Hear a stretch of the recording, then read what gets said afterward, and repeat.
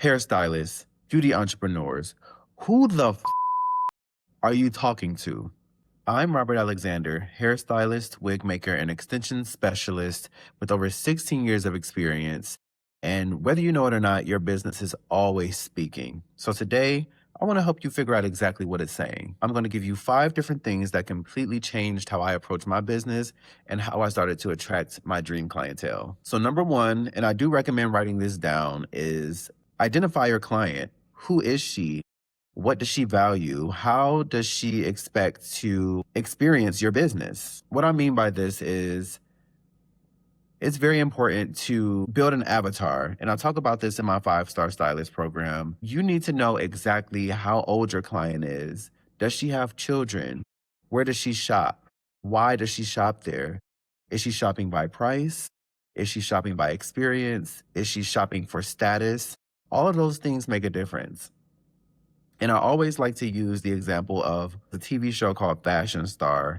And it was kind of like American Idol for fashion designers. There was H&M, there was Macy's, and there was Saks. H&M is high volume, low ticket. Macy's is the middle ground. Medium volume, medium ticket. And of course, Saks is low volume, high ticket. None of those are wrong. All of those businesses are thriving. It's not about how much you can make in a day. It's about what you can manage when you go to bed at night. Do you feel good about your business? The point is, I can't market as a stylist with an H&M model and also market as a stylist with a Saks model, because the person going to H&M and the person going to Saks are 2 completely different people. And I know someone wants to argue, well, I shop at H&M and Saks. Respectfully, I hear you.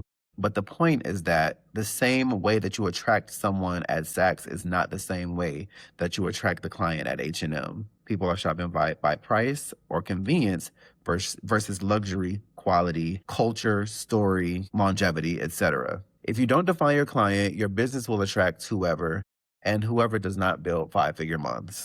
Number 2, I want you to think about the experience that you're selling. What does your salon look like? What does your salon smell like? What does your salon feel like? By look, I mean, what colors are the salon? Are they harmonious? Whatever the salon is there harmony in color? As beauty professionals, everything should speak. It doesn't have to match, but it has to complement. That's just a part of beauty.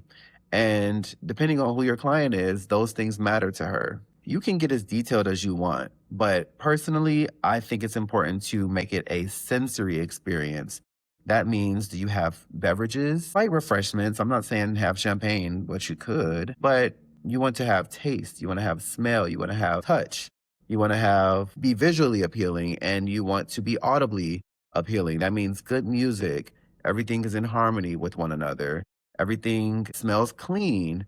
Even if you don't have a scented candle or a diffuser, as long as things smell clean and complimentary in your space, I think it's a beautiful thing. Again, refreshments. If someone can eat a little piece of chocolate, how lovely. And having things of different textures, pillows that are soft, curtains that flow, different things, capes that are very soft to the skin. Anything that speaks isn't something someone would necessarily say like, oh, I love this. However, when they leave, it feels almost magical. The key takeaway for this is that you're not just selling hair, you're selling an experience. So number 3 is your image and your brand presence. This is important because oftentimes with the salon being so interpersonal, it feels like we're just spending quality time with friends that pay us. But the thing is, you're a brand.